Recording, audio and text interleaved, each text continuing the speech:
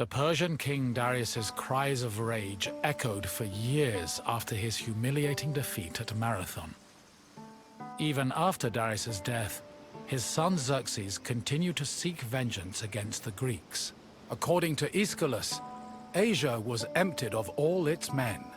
Greek spies brought the news of Xerxes' imminent invasion back to their homeland. Afterwards, many discussions were had on the best place to mount a defense. In the end, the Greeks decided on Thermopylae. The area featured a narrow pass that could act as a bottleneck for the Persian army, negating their numerical superiority. It also offered naval advantages, offering the Greek fleets opportunities for flanking. 5,000 Peloponnesian Greeks set up at a fort near the entrance of the narrow passage, otherwise known as the Hot Gates. Leading them was Leonidas, a Spartan king who prided himself on supposedly being a direct descendant of Heracles. Leonidas was accompanied by several elite soldiers who together made up the famous 300 Spartans.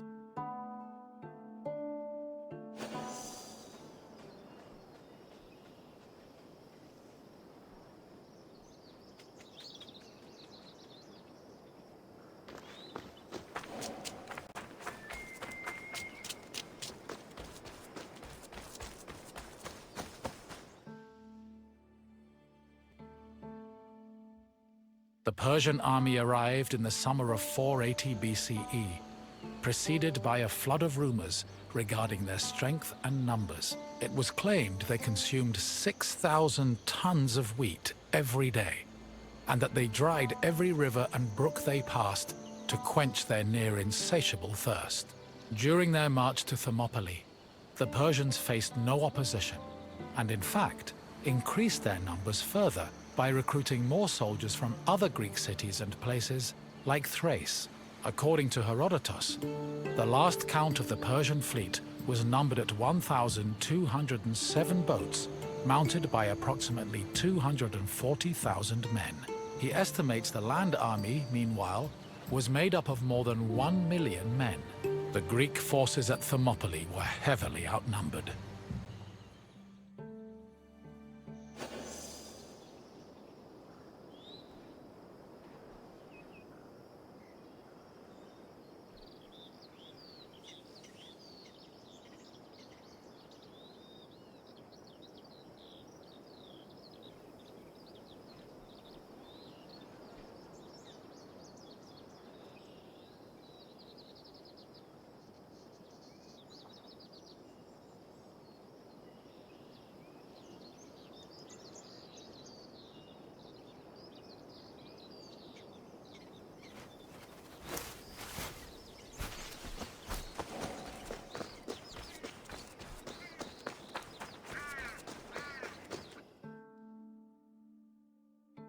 Xerxes believed that at the sight of his massive army, the Greeks at Thermopylae would flee in terror.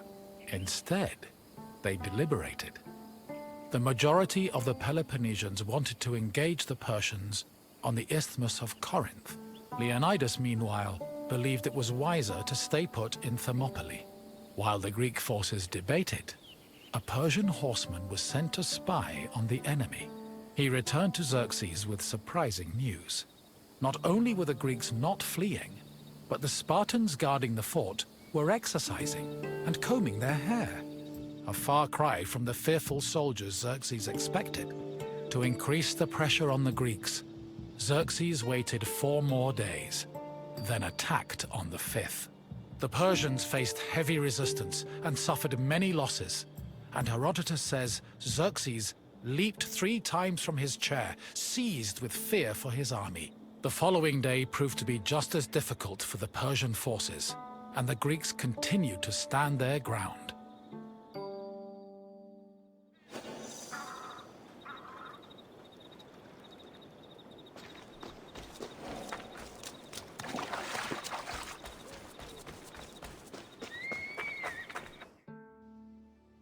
The Persians seemed poised to be held at Thermopylae indefinitely, until an inhabitant from the region came forward with information. he told the Persians of another route which could take them around Thermopylae. A Persian contingent was sent to verify the information. While there were Greek soldiers stationed to guard the route, they were forced to flee from the Persians. Thus, on the third day of the battle, the Greeks were surrounded by their enemy.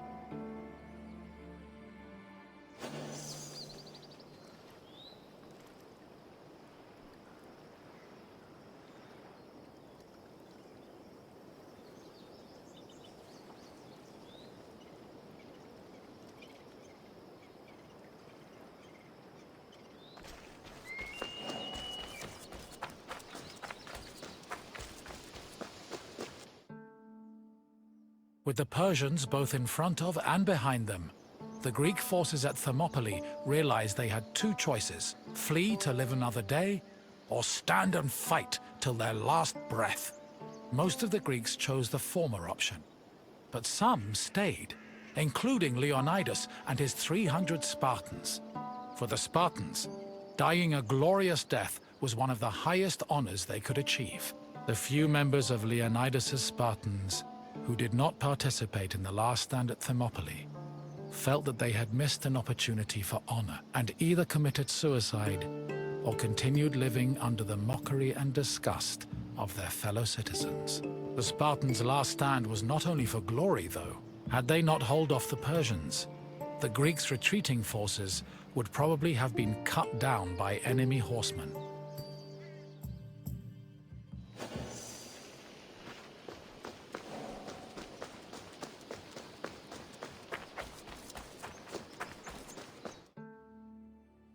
On the morning of the third day, King Xerxes was assured of his victory. However, that victory did not come easy. King Leonidas himself fell in battle, and a furious fight broke out around his body. The Spartans fought to the last man, and when they had all been slain, Leonidas's body was brought before Xerxes. According to Herodotus, Persians usually honored the most courageous warriors, even if they were enemies. However, Xerxes was so consumed by rage at the Spartans' resistance that instead he cut off Leonidas's head and ordered it impaled on a stake. A statue of a lion was later erected on the hill of the Spartans' last stand in honor of Leonidas's bravery.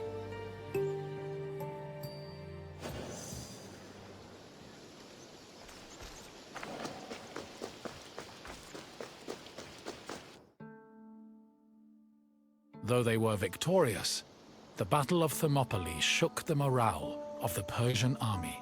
They had lost thousands of men, while Greek casualties only numbered in the hundreds, and due to the sacrifice of the Spartans, the rest of the Greek army had been able to successfully retreat and regroup. As a result, even as Xerxes set up camp at the foot of Athens' Acropolis, ready to get revenge for his father's humiliating defeat at Marathon, the Persians were more anxious than confident. They were more aware than ever that the Greeks did not fear them and were ready to die defending their land.